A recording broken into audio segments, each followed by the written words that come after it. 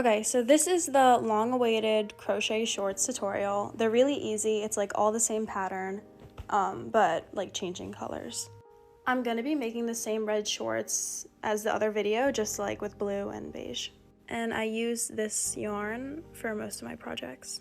Okay, so to start the waistband, you're just gonna chain like 8 to 12, depending on how thick you want the waistband to be, and make sure to leave like that much string out.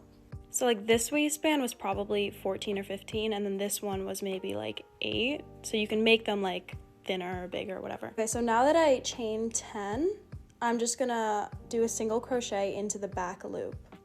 You put it into the back loop, and then you pull up a loop, and then you go through 2. Okay, once you get to the end, you're just gonna chain 1 and then turn your work, and then continue working into the back loop. So like that, and just do a single crochet, and you're just gonna keep doing that. So after a while you'll have like a long waistband like this, and the way I measure it is I just like kind of wrap it around and see where it sits. Okay, so here's the waistband, and I'm just gonna like tie a double knot with these 2 strings. Okay, once you have that tied, I'm gonna use this 3.5 hook and just take this like long string and then like go like back and forth, and then come back down and then like tie another knot. Okay, I left it loose to kind of show what I'm doing, but you can like pull it in and see how it like kind of looks seamless. Okay, so I just finished sewing them together. There's the seam, and that is going to be like this seam in the back, so like the back of the shorts.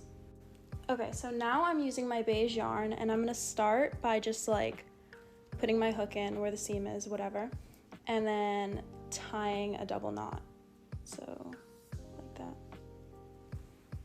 Now I'm gonna chain 2, so there, and after that you can just do half double crochets. So if you don't know what that looks like, that is when you yarn over once, and then you go through the loop, and then you pull through another loop, and then now you have 3, and then you pull through all 3. And you're just gonna continue doing that like that, and then go over this piece of yarn. Okay, now that I've gone like about that far, I'm just gonna go ahead and cut that extra piece of yarn, because I just wanted to make sure it's like secure underneath, you know.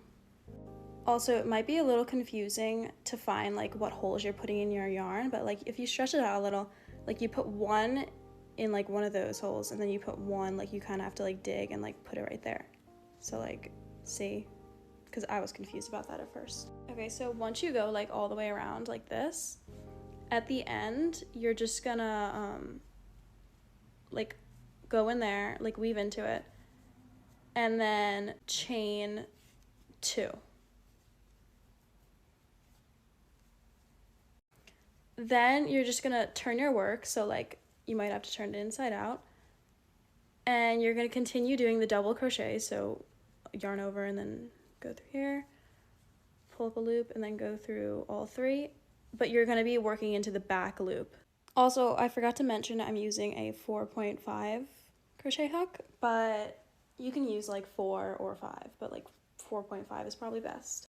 Okay, so you're just gonna keep continuing your work, working into the back loop, and every time you get to like here, you're making the seam, so you chain 2 and then go the other way. I'm running out of time, so I'm gonna make a part 2, like maybe tomorrow, I don't know.